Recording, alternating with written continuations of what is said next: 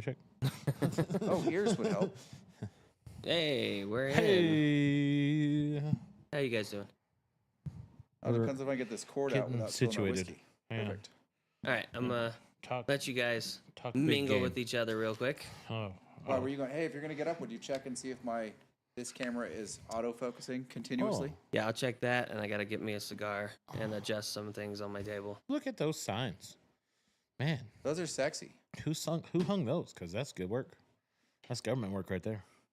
Yeah, In fact, not government work, if we're being honest. 100% government work. Kevin supervised. That makes it government work. Kevin supervised.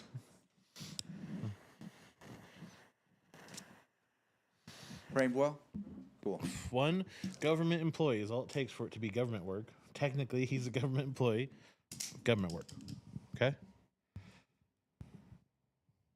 You're welcome. One of the guys I knew in high school, his dad, later, it turns out, put the company in his wife's name so they could bid on government contracts and get the bonus when that was still a thing.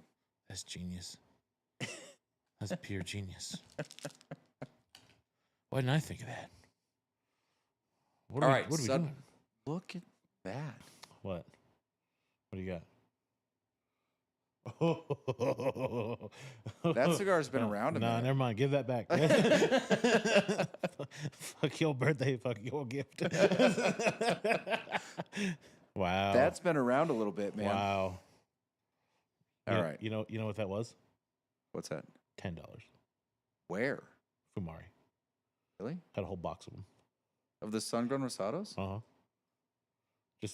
They were just randomly hidden in that little box, like table box thing. They were just there. And I was like, no sign that says one per person. I don't know if these are the actual, like, ones that are supposed to be in this area, but I was like, get one for Lane, see if it's good. Let's find out. You are the expert, so you would know. Like, I am definitely the sun-grown guy in this group. So you've had more of those than I have. If it was in Añejo, we'd be talking different, but I thought sun-growns were marked with black in their branding. They are usually in Fuente. Well, that's the thing. So, like the traditional 858 sun-grown comes in that stand-up little box, Yeah. right? But With a black with accent black, band. yeah. But this is Not the that. Rosado. Yeah.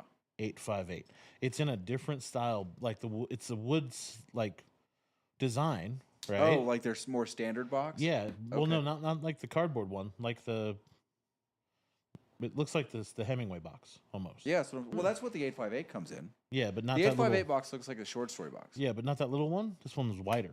Oh, okay. Like the Like- big. Yeah. Okay. And I was like, well, that's different. And it's a Rosado. Normally they put the Rosados out in those cardboard boxes. You know, the Rosado comes out, the Rosado 52, 54. Yeah. And I was like, what, an 858, but it's a Rosado? It's much lighter than the other one, but it's very good. Okay. It's got light notes, but it also has the sun-grown notes, which is kind of playing with my mind a little bit. Oh, Yeah. all right. Well, you're welcome. That's really good. Thank you. I appreciate that, Casey. Yeah, man. No problem. And I almost, Kevin, I'm going to get it for you one of these days. I finally figured out what the dimensions are. It's a 9 1/4 by 48. What is this? What is that? It's that Epernay Lucio, and that comes in the coffin box. Oh, Oh. yeah. I keep looking at it every time. I'm like, I'm gonna get it for Kevin. You one of wouldn't these even be times. able to taste it. It's dark, Is it? Yeah. Okay. and it's 9 1/4. There's enough there that he'd be interested for a while at least. I mean, he'd be loopy. He'd inhale it like a vacuum cleaner, and then he'd be stumbling around here cigar high for an hour. But I'm pretty sure it's shaped like that LFD. Okay. Remember that long LFD that came in the house? Remember those? it almost had a little bit of perfecto to it. Yeah, a little perfecto tip, but it came in the little wood house. Yeah. I think it's that size. Okay. But I was like, oh, I gotta get this for Kevin. What is this middle one? It's so light. Jizz. So I pulled it from the rye section. So the warm-up whiskey is Buffalo Trace Kosher Rye, because why not? then whatever this light thing is, and then the tumbling dice pick from Total Wine. So one of my bartenders gave me the last little bit of his bottle. I tried it, thought I was good, wanted to bring it in and share it. I might know what this is. Yeah, Off the smell. I honestly I'll thought figure it it was out. the Stranahan's, And but we It's didn't not put Stranahan's. but we didn't put Stranahan's in. and it wouldn't be on the rye side. yeah, So I was like, Mm. I don't know. I'll let you know what my guesstimate when I try it. That's fair. Keep hitting that. I have to get used to the new setup. Yeah, you are. But hey, I like the way it looks with all that in the background. Right? Right? I like this. I'm happy with it. Hmm. I don't hate it. So Kevin, how are you doing? Your vacation's over. You're back to work. I went back to work and I was just like, I don't want to be here. I don't want to do this right now. I'm like, that was comfortable. I didn't get to do much. But after I finished my vacation and all that, I started going to work. And after the fishing derby, I started fishing. I got into it and like I caught a nice 15-inch trout, pound and a half. I ripped Ooh. his gill out though when I caught him Oh, you because the way it jerk. came in, so I had to keep him. So I filleted him and everything. It's in my freezer and I'll cook him up here soon. But I also found out that there's a nice smallmouth spot over where we golf, so I might be doing that before I show up at golfing. Yeah, you got some secret spots now. Yeah, and then that other place up here, I Hey, gotta you know try. what? You can keep 'em. No, I had an idea. I had an idea. You said anything for content, you do. So let's go fishing. Dude, I got plenty of pools. I'd be We get you a day miserable. pass. I mean, me and Kevin would not be, because watching you suffer would be the funniest fucking thing ever. And then you know what's gonna happen? Day drinking. It's honestly the only time where you would have like the city slicker attitude. Yeah. Like if there's one outdoor event, like you mountain bike, you snowboard, you'll go hiking, you'll do anything and you're totally into it. Fishing is the one thing where you'd be like, this is the dumbest fucking thing I have ever. I could be inside. I could be doing something else. What- I could be literally doing anything more productive than sitting out here. What type of fishing have you done? None. Pond fishing like twice. So weight and bait hang just on, sitting hang on. there. No, hang on. Look at Lane. Okay. I have to ask. If there's any fishing this man has done, okay, it would be Catfishing, got it. snorkel fishing with a bungee spear on a reef somewhere, because at least then it's the most extreme thing he's doing. You should- That's what I was saying. You should try that. And like the thing is, when you're sitting there with the pool in the water, of course it's boring. I think what you would like more is like the bass fishing, because you're reeling in it, tossing it out, you're jigging the bait, and you're waiting for the bass to just hit it. So you're constantly moving still. Listen, there's a lot of optimism in your voice. Listen, It is entirely misplaced. we're doing an episode. He doesn't get a choice. Fishing episode. I'm telling you, just the look would be like,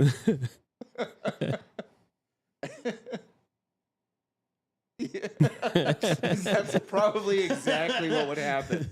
like no, there's no words. It's just pure sarcasm. Like, Until you get that good bite, though. No, because I had a bite. and Did you I know catch it it? broke off, but it didn't matter. Oh, Like, you didn't land it. That's sad. I didn't care is the problem. all right, Well, would learn you- to care. You're going to be an old right. man. You got to do something that you hang can. on. This is on. why I golf. Would you be interested in fishing if it also involved a boat and or possibly hand armaments that you pull a pin, count to 5, and then drop in the water? What if we put you on a paddleboard? No, here's the thing. Because you could do that. Yeah. Or Yeah. we live in Nevada. You could just go out to the range with some tannerite. I could draw little fish on whatever it is I was blowing up for you to make you feel better. So to get you to go fishing, I just have to put a target on it. Yes. We can go bow fishing. Bow fishing. Haven't done that in a minute. That's a thing. Would that interest your skill set? I don't. What if we went gator hunting? We can go gator hunting. We'll go down to. I mean, That's not fishing. That's hunting. It's the same thing. You gotta No. catch them, get them in a trap, and then you hit them in the little back of the head and that spot. I mean, yeah, going hunting wouldn't be a terrible thing to do. Big Ash goes hunting. You know, That'd be such a fiasco I mean, I from don't. top to bottom. I don't think you can For you, smoke maybe. upwind, can you? That might.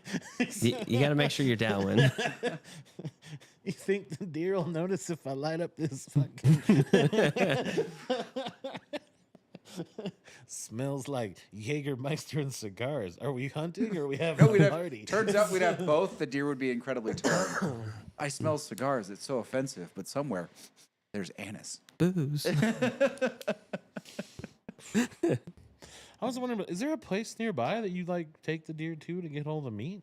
Yes. is that So a there's a thing? I'm couple. sure. There's Is a that a couple thing? butcher shops that you would take it to. Yeah, okay. There's one in Carson. There's a mobile butcher that'll come to your house and do it. So, like, what do you do? Like, do you just like So when you're out do, there in the do field, you end said deer's life and then immediately go into like, I need to get it into a fridge to get it to the butcher? Like, is there a clock ticking once this happens? usually you basically, little graphic here, you cut it, gut it open, rip the guts out, bleed it, let it bleed out, then you throw it on ice in a bag or in a cooler if you have a big enough one, and then go from there. Hold on, I gotta allow. What's Do his we name? actually have a Bowman? Yeah. Holy shit. You don't have to. But too late. Well, Yo, yo. well, look who shows up. Yeah, man. How are you? Good, and yourself? Good, man. It's been a crazy week for sure. When I want to know, we need to audit this. I want to know how many times we've brought on Bowman, and somewhere in the first 3 sentences after your "How are you?" we didn't hear. Been a crazy week. That is true. 10 to 1 says that's usually what it is. Yeah, so it's just normal then? Yeah. So what we're really waiting for, we bring on Bowman, and you're like, "How are you doing?" And he's immediately like, "Holy shit, man!" More- Then we've got something good. More importantly, Comedy gold. more importantly, Janelle's Holy here. shit, this was boring. Oh, Janelle's here. Janelle's Yeah. here. That's more important. So. Evening, I like the new Janelle. setup. The lights look good on you right Do you now. like this, I guess Cameron? the sun's working for you. Yeah, it's good, man. Yeah, no, it's the sun working for me. Yeah, that and probably the fact that I stopped drinking, so I look better. Did you stop drinking? Yeah, for now, taking a break. What brought that on, sir? Did you get DUI again? No. Liver Actually, scare? I've only ever had one. That was 2003. But no, just been drinking for way too long, I think. So I just figured it was not time to take a break. And also, I want to be able to, when I come back to the States, I want to be able to come on and really enjoy the bourbons with you.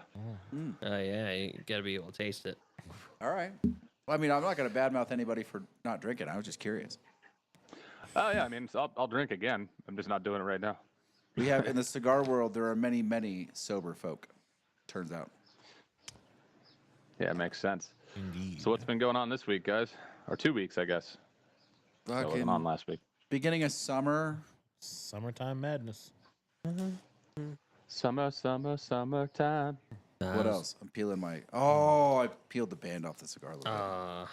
I don't know. Yeah, mostly I've been squaring away menus and staff for the summer. Oh, That's you, been my last. Oh, you. It's fine. I do this for you, this favor. This is how you treat it. You don't treat me think with you respect. are? You don't even think to call me the Godfather. You don't even call me the Godfather. You do this to me. I give you a gift. What's wrong The with you? gin's a huge hit, by the way, Lane. Yeah. The Kamai gin. It's a massive hit. We sold about a bottle and a half of it at Okay. the event. Even though there was only probably like 50 people at the event. And Casey, we're just the gonna raise gin this was camera by up far next the week. best seller. That's what I've decided. Raise it up? Yeah. Okay. We're just gonna lift it up another 6-8 inches. I don't care about the straight on thing. I don't need authority, as Pat had told us. I'm good without it. So I like the camera angle better. It's a better and, shot. Up and down? Yep, we're just gonna raise it up. So from where it is now? Yeah, Gotcha. but up higher. Okay. All right. Notes. Wait. Consumer for anybody running a restaurant. Ooh. This is what I think, Bowman. You'll appreciate this, right? So I've been fighting with distributors. Turns out distributors in California not very good at their job. Generally speaking, I miss Nevada. It was cleaner, was easier. This is what I'm going to do. Just generally speaking, this is what I think everyone that runs a restaurant for their booze. It's a little bit harder, obviously, with beer and wine. For their booze, on your cocktail menu, take off the brands. No permanent placements. Take off the brands. Describe the drink. You know, you've got your margarita, right? Okay. premium, additive-free Blanco tequila, Okay. our homemade from scratch sweet and sour, you know, Yeah. spiced orange liqueur, Like, bright, refreshing, great for a day at the beach. It's all you need. All right. No brands. And then every week, you force the distributors to come in and fight for placements. This is what I think we should be doing. What do you think, Bowman? Give me your thoughts. I mean, that sounds like a pretty good plan, especially for me as an owner. You know what I mean? Like, it would definitely benefit me. It's funny because like I'm lucky out here because all of the distributors are so hungry for especially the types of products that I carry at the bar. Like the craft beer is a new market. The craft gin and craft alcohols are a new market, and so they're throwing themselves at me, sponsoring everything I do, giving me free booze, giving me free cases, giving me money. You know, so Yet no one's kind of a different ballgame out here. no one's hungry here. There's a bunch of laws that prohibit pay for play, which I don't care about that so much. Like, I'm not a huge fan. There's companies that do like the bar spends and the card swipes, and I'm just good, right? They're comfortable, and then after they got comfortable, they got entitled. And then they start saying things like, well, I've always, or you've never, or why would you, like, what are you doing challenging me on my menu design? so you have no power. Yeah, that's Exactly. one thing. No, Again, no. that's like So this is- I'm super lucky out here because they pay for all the liquor companies pay for all my printing. The beer companies pay for it, and they don't have a say on shit. I make it the way I want it. You know. So this is what I want to do. Every week they fight for placements, right? I'm going to tell them all. I'm going to give them a time. They're going to collect in the bar area together, all of them together. I'm going to come down the stairs from my office.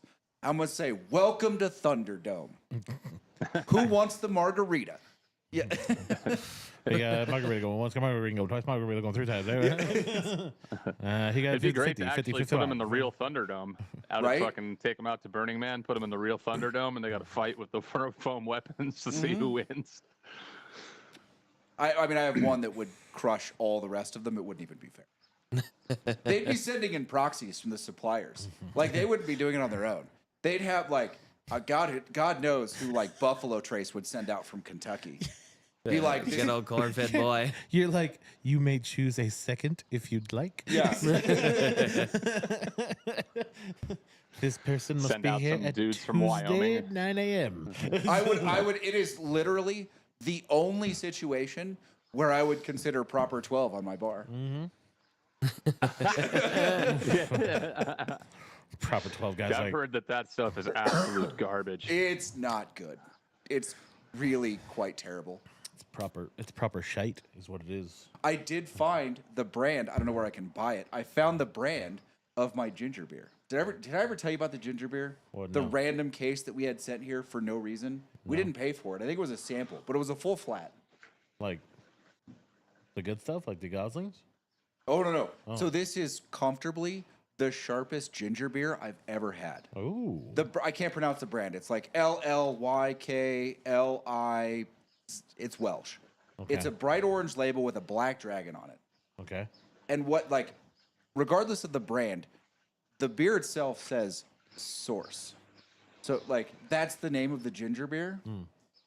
It is painfully sharp. No, the bartenders wouldn't even use it when I worked here in the casinos. I just put the flat in my office and I would just drink it. I had a fridge in my office and I would just throw it in the fridge because I thought it was amazing. No one else would touch it.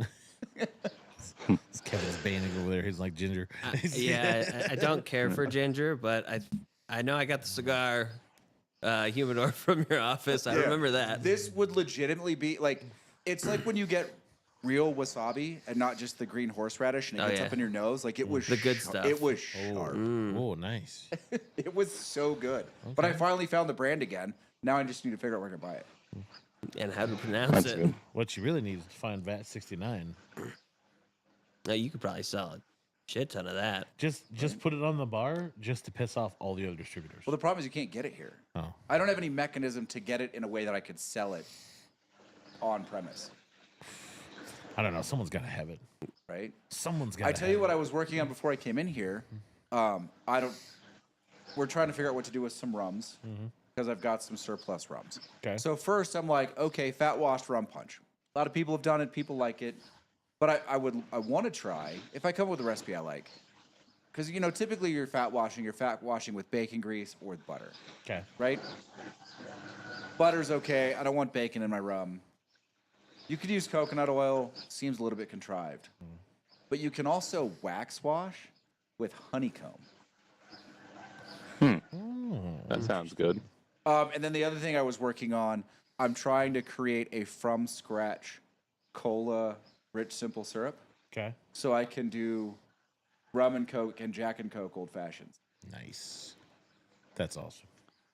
Right now, I've That's been pretty working on for this for the gin. I found that it's not the best, I guess, way to do it, but there's this thing called Coidial out here, and it's like a super concentrated blueberry juice. So it's like a simple syrup, and I'm planning to do like some kind of a. I'm gonna do a vodka blueberry spritz because it's like kind of hot out here, and then do something with the gin with it. It's quite tasty, and it's super cheap. What are you going to use for the spritz? What sparkling are you going to use for the spritz? I'm not sure. Probably just soda water, but or like San Pellegrino, maybe something like that. You're not Depends going to on use how like fancy a I wanna prosecco? go. I mean, there's a chance I might. I mean, either that or there's one. What's a pastis? No. It sucks, but people like it. Really? It's yeah. Well, it also gives you a hell of a hard on. Okay.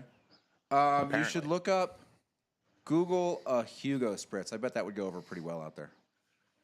Okay. Hugo Check that spritz out. with a little bit of gin, probably be pretty good. It's got Something interesting. a heavy sweet Good. note. It could use like that herbal note from gin would cut it pretty well. I bet it would give it a nice balance. I'll have to check that out. So something interesting did happen at the event, actually. I found out yesterday. So this fucking goon comes in there, right? Guy's all super nice. Gets real drunk because everybody was buying this gin, and the gin is fucking strong, and people are getting hammered, which is great. Everybody's fun drunk. Guy keeps losing his jacket. And then like 4 days after the event, I see this post come up on Facebook. And this guy's like, who are these thieves from Co-Lib? Co-Lib's the name of my hostel that put on the freestylers. I bought 2 tickets through their website, and then they took $700 out of my account. Now, mind you, we use Stripe, so that's not even possible. Like we don't even process the payments, so we don't see any of his credit card information. Also, on top of that, this guy has our direct phone number because he left his jacket at our bar, and he asked for our direct phone number, so we gave it to him. At any point in time, he could have called us and asked us about this $700. Never called us, never said anything. Just goes up and accuses us of stealing $700 fucking dollars. All over Facebook, right? And so I proceed to try to call the guy. He doesn't answer. And then we start to figure out that this guy is Looney Tunes. Like he's actually like full on schizophrenic or something. And so the first fucking reviews of my business are this guy saying we stole $700 from him. Nice. Well, that's that's fitting. Fucking dude, you have Hey, my wait, phone hold number. on. Side note, marginally off topic. I have some questions about Stripe for you at some point. Okay. Because Yeah, hit me up whenever. Stripe hates me. No, they just Yeah. no longer recognize you as an individual that they want to necessarily talk to. Lane? How could that be possible? You're It's a long story, as they put it. but you're- I you're want to on go the- back to Stripe, but I need to make nice with Stripe first, and I don't know how. You're on the blacklist. You definitely on the blacklist. See, that's where I used to come in your life, Lane. You would send me in to fix those problems. Yeah, but you're, half a world away, quite literally. Yeah, true. But he's also very close to Stripe.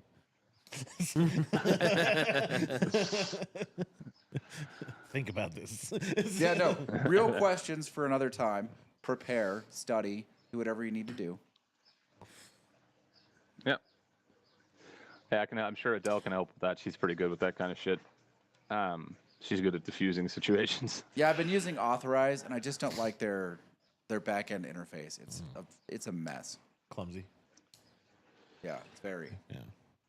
Extremely. Don't you if hate will. that? What are you guys smoking? I'm smoking a birthday present. I'm smoking an 858 sun-grown Rosado.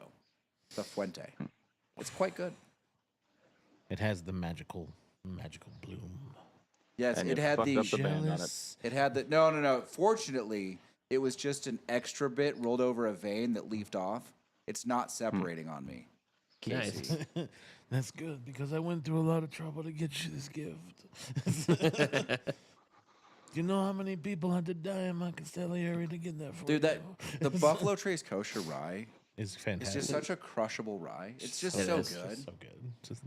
It's just like boom, done. I'm afraid of that light one. Like that rye is barely legal.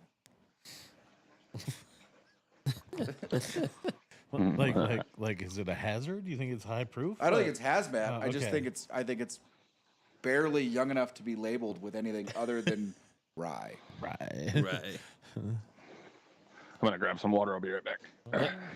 I mean, it could be the fray, I suppose. It's not the Frey. It's not the fray. Doesn't It's have not that. enough, not Doesn't enough have that. proof. The Frey's like beer. 136 proof. Oh yeah, that's right. I keep trying to give it to George, and I'm like, oh, I feel bad. I think it's because we haven't had it yet, to my knowledge. I don't remember pulling it. The Hemingway. Oh God, You think is that that's a it? Is that Hemingway? in there? It could be. I don't know. I haven't tried it yet. It could be Canadian. That's not the the only Hemingway. Canadian rye we have is the Caribou, isn't it? I thought the Masterson's was Canadian. Oh, it is. Was that one light? I don't remember if the Mastersons was. I thought the Mastersons was dark. Dude, it's not going to be this. The last one, it's not even going to be there. It's just going to crush these other two. Yeah. I had it. So I probably shouldn't drink it right No, away. you should probably wait. It's just going to beat up the other two. Finish the other two. It's got that great like MGP like sweet bubblegum note. Okay. It's good and it's high proof. Did you get a sweet note on number 2? On number 2, Yeah. like on the nose. On the palate. Yeah, of course you get it. I mean, on the palate, it's I don't remember that sweet note being in Hemingway. no I on don't- the nose. On this, all I get is what spice is that? Oh, Nutmeg.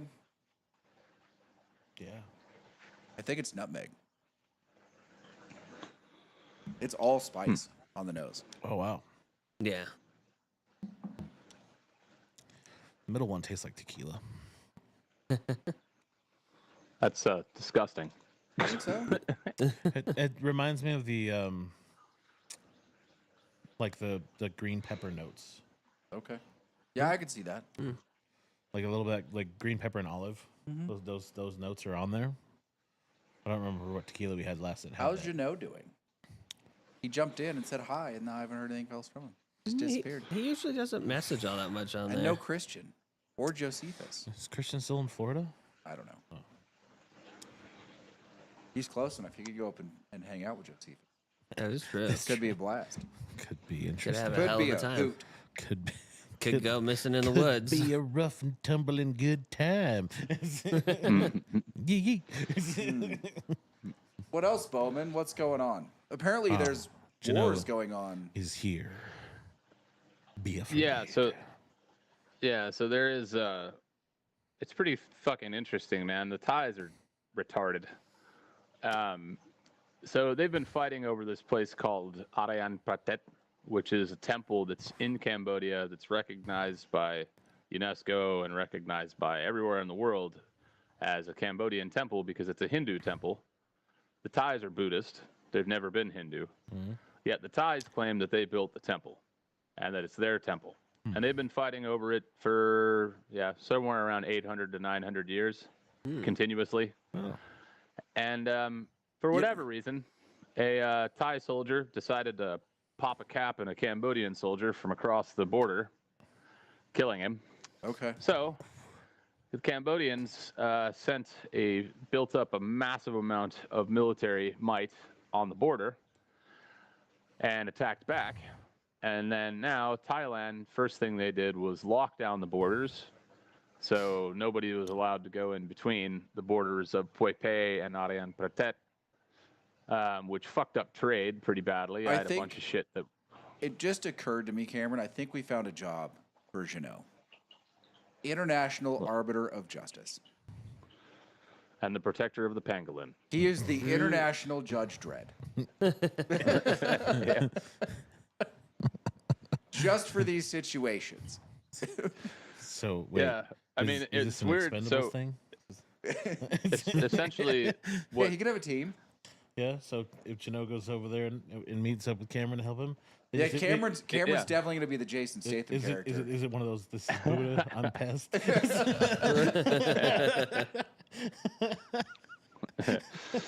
Yeah, Janelle would actually be very good at communicating between those very, very different types of brown people. I think very quickly, like if so, like in a situation, say where you have a temple clearly built by one religion and a country that's never practiced that religion, and they're like, "We built this temple," he can turn to them and say, "No," and just move on. And we built this city Yeah, I mean, on it's- rock and roll. What is it? What's interesting is this whole thing. I mean, the rift between Cambodia and Thailand is so deep, which is really funny because the Cambodians don't give a shit about the Thais at all. Like they just don't care about them. They don't like Cambodians are just like, whatever, just stay over wherever you are.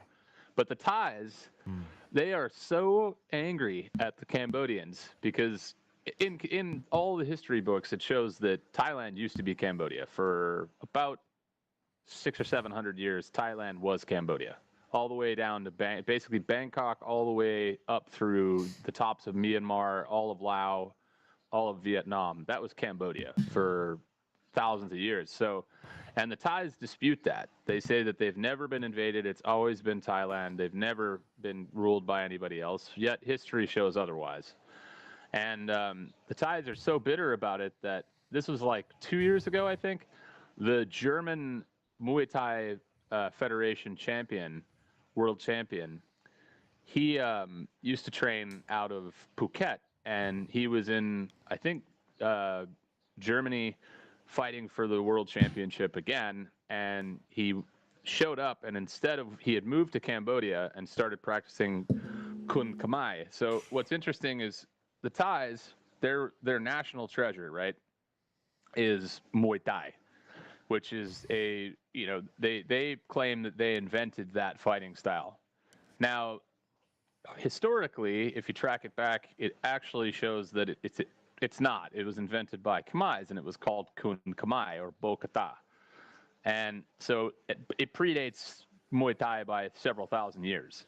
So this guy, the German guy, left Thailand because he had issues with his visa, moved to Cambodia, started practicing Kun Khmer instead of Muay Thai, which they're slightly different, and then went and beat the shit out of the guy and won another championship. And instead of wearing Thai shorts, he wore Khmer shorts, and he wrapped himself in a Cambodian flag. So the Thais immediately stripped him of all of his titles, defamed him, banned him from the country for life, said he's no longer ever allowed to come back to Thailand. Like, that's how petty and childish Thailand is about these things. So now it's like the Thai government won't give any Thai a visa longer than 7 days, because Thailand's very similar to China. You can't just get a visa. You have to go through a process and get you're not allowed to leave the country. You have to get permission from the government. I've also got a job for Cameron. Cameron, as so long as it's someone or something that has wronged him, maybe the greatest opposition research in the business. Yeah, that's true. He'd make a good paralegal. No. I'm thinking politics. Oh, Politician. Yeah. so he's a Yeah, whip. I You would be. remember I can't remember his name. The guy that ran campaigns in the West Wing. Oh, I never watched it. the sleazy guy. Yeah, but like really expensive. Took 13% of the ad buy. Yeah, him. Oh, what's his name? I know who you're talking about. Yeah. Yeah, Tell me he couldn't play that character. 100%. 100%. Yeah. It's like the David Axelrod of the world. No, a better character than that, I promise. Yeah, no, he's likable sometimes. That sounded like me. There's one scene where someone's harassing him about Title IX, which was effectively like how they value women's sports in colleges, right? And he's playing a liberal, so he should be all for it. Someone walks up to him and throws him this thing about Title IX, and he goes, "I don't care." And they're like, "What?" He goes, "I only have so much space in my brain for things to care about. I'm going to go ahead and not care if Brown has a women's lacrosse team." That sounds like me. All right, that's what I'm saying. I'm factually accurate, Cameron. I have said very similar things to my girlfriend before, for sure. Like and to many people in my life, where I'm like, they're like, you really need to think about this, and I'm like, yeah, I don't care at all. Bruno. Oh, it's even a good name. Yeah. Cameron It's Bruno. Bruno. Bruno Gianelli. Yeah. Yeah, he's the campaign guy. Okay, Bruno. Yeah, what? Bruno. We're 2 years out. What are you talking to Bruno for? Yeah, I mean, so that's sort of what's going on over here, but it's funny because like everybody seems to think that this is going to spill into like a full-on Ukraine Israel thing, but there's no way. Like the Cambodians are too smart to like right now. What's interesting about Cambodia is this place is prospering on a level that I've never seen a developing nation do at the moment, and Thailand is literally out of control with inflation. Like they're screwing everybody on their visas. Everybody's moving out because they have to. They're going full nationalist, like 100%. Like they want to get rid of all Farang people, all white people, and they're going down the toilet, man. Their infrastructure's falling apart. That earthquake that hit them, that shit was crazy. There were people falling off the top of the buildings because the pools were breaking, and the pool, like the bottom of a pool broke, and a bunch of people fell like 30 stories. So, Thailand's been having it rough for the last couple of years, where Cambodia is just sort of plugging along, making more international connections, building more airports. The Japanese are heavily invested here. They built all the roads. Like they're making pretty interesting decisions. Inflation hasn't hit here, and I don't know that it will. Well, I mean, inflation on some level hits everywhere. If it is, it's minimal here. I can tell you that. Like nothing's gone up really. Yeah, I mean, you don't notice it most of the time. Like, pretty standard inflation's 2.5%, 2.75%. But on some level, like inflation, it sort of pairs itself with growth, just naturally. Not like rampant runaway inflation, but like as things expand and you make markets more efficient, the way the dollar is processed to the goods that people buy every day changes, or dollar, or whatever your unit of currency is. Unless you've got it standardized somehow, and then that's a whole different basket of problems. Well, I mean, it's interesting because I guess one of the things that's strange about this country is its currency is not traded in any way on Forex, so it's completely isolated. Look, am I real? Yeah, but that doesn't really matter. Not for what's weird is like in discrete 2011. inflation. Yeah, in 2011 when I came here, it was 4,100 real to the dollar, and right now it's 4,100 real to the dollar. Yeah, but that in and of itself indicates inflation, because the dollar is inflated over the last 13 years, 14 years. Yeah. I guess. Yeah. I mean, I'm definitely no economist. We all know that. Bowman never went to any I'm school. not either. Like, some inflation is indicative of growth. You just need to control it. Yeah, it's gonna be interesting to see what's happening now, because they built like this It'll pass. massive, beautiful, brand new airport out. It's like it's funny because they used to have an airport right in town, but they weren't allowed to land large jets like 737s or any of those, or the big Airbus or any of that stuff here, because it's a UNESCO World Heritage Site, so they're worried about the vibration affecting Angkor Wat. And so what they did is they built a brand new state-of-the-art airport. It's really nice, like really, really nice. About 50 minutes from here, like 50 minutes, almost an hour from here. And everybody here is like, oh, it's such a stupid idea. And I'm like, why? Like, what they're doing is they're building a Siem Reap city out there that's going to be like massive skyscrapers, business district, financial district, all that, like a huge city that's going to be an hour away from here. But this place will still remain because you can't like there's too many laws in place. You would like internationally on because it's a World Heritage Site. You can't build anything above a certain height. You can't build too much. It's like very, very limited. So it's going to be cool to see over the next like 10 years how that city over there develops around that airport. Yeah, I mean, when you think about it, right? Like, as services expand, an hour really isn't that far. I mean, think about how far, and I'm not saying this happens where you're at, but think about how far LA stretches. I mean, Yeah. once upon a time, Fontana was the middle of nowhere, and now it's just a further out part of LA. That's true. Well, I mean, now Corona feels like a far further out part of LA. Yeah, no. Yeah. You know? This is what I'm saying. I mean, that stuff sort of inherently gets closer. People sacrifice the amount of time to get to one place, because they want to be further away, and that place builds up, and then so on and so on and so on. I mean, dude, you'd be amazed how far Sacramento goes at this point into the foothills. Auburn, Placerville, they're just parts of Sacramento for the most part now. Oh, yeah, especially now. Yeah. I mean, that field across from that Costco used to just be nothing. Yeah, Now it's a whole subdivision housing property. yeah. It's ridiculous. Oh, really? Oh, yeah. Is I it? mean, once you hit El Dorado Hills, it's just like houses on one side, shopping centers on the other with houses behind that. It's ridiculous out there now. Don't even recognize it. Yeah, Even Reno. Yeah, I remember. Think about Wingfield Springs. Oh, dude.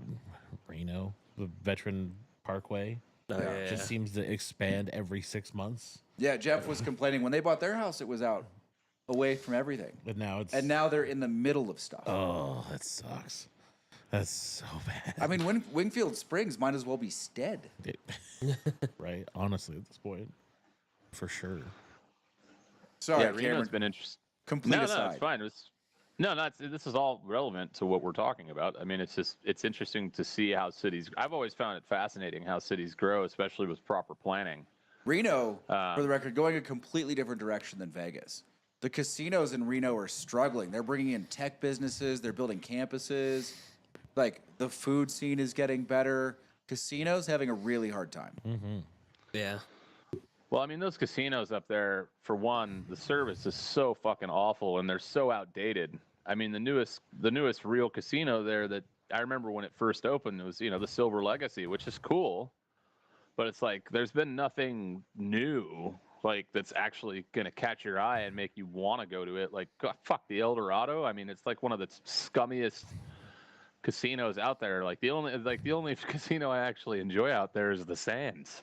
I mean, I still like the Sands is gone. Sands is gone. It's the J Resort. No. Yeah.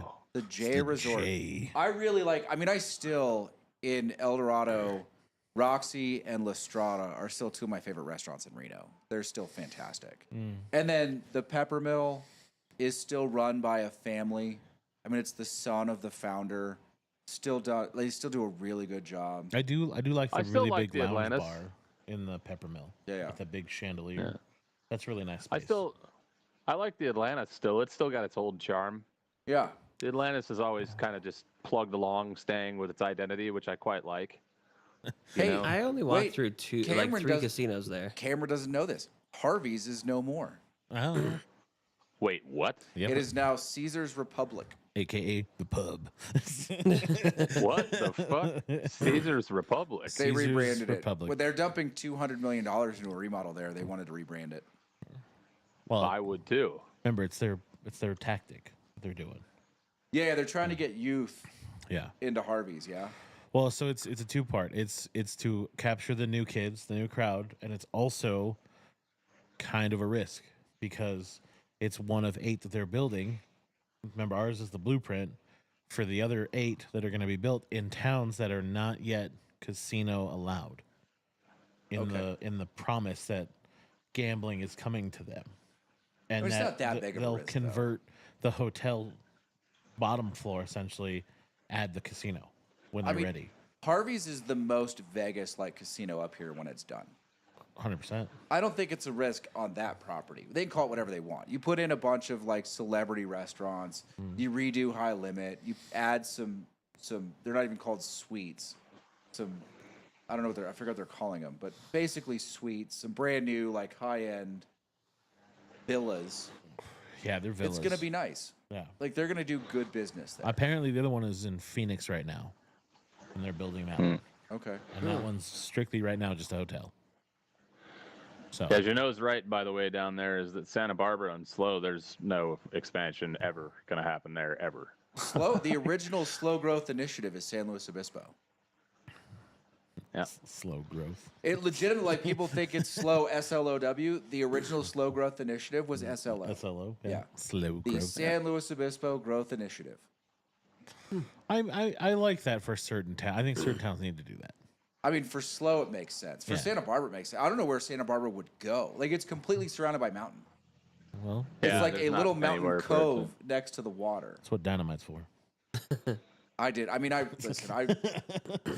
do like Santa What Barbara. mountain? I like the Central Coast generally. My only problem is there's no access to skiing or snowboarding. See, those mountains are useless. Not anymore. They won't be. What about Bear Valley or whatever it's called, or Bear Big Lake, Bear? or whatever? Big Bear. Yeah, Bear Big- Valley's further Big away Bear. from there than you think. Ah, Big Bear was nice Yeah, when I went. Big Bear. Big disappointment. Hey, they had Big some Bear, good fish in Small there. Hill. No one cares about the fish. I do. No one cares about the fish. Yeah, I'm sure you've been to all sorts of cool places. Bishop and Markleeville. You fished all over the world. Blue Lakes. I went to Louisiana. I Red- fished out. Red I fished out in Louisiana for a minute. I've been a couple places. I lived in Texas. Caught some alligator gar out there. Those are a pain in the I've ass to been get off the line. everywhere, man. I've been everywhere. I know. Yeah, we were well, having I a mean- fishing discussion. They want to do a fishing episode, Cameron, and I'm 100% That's right. opposed. We're taking Lane. You can come out too. We'll go when you come out. We can be all there. We'll make it a whole day. Go Oh, fishing. man. Go to the range. Do a bunch of different things. My pop used to love fishing, and I went with him one time, and I don't think I've ever, in my entire life, been as fucking bored as I was doing that. That is the most awful sport What I've were you ever fishing seen for? ever. Trout and See, that's the problem. When you fish for trout, it's boring because you are sitting there and waiting. But like if you go bass fishing for striper, largemouth, smallmouth, that's a great fight. Like alligator gar, great fight. You know what you sound like right now? Uh, Me trying to A explain redneck? golf to a girlfriend. Ah, listen, yeah.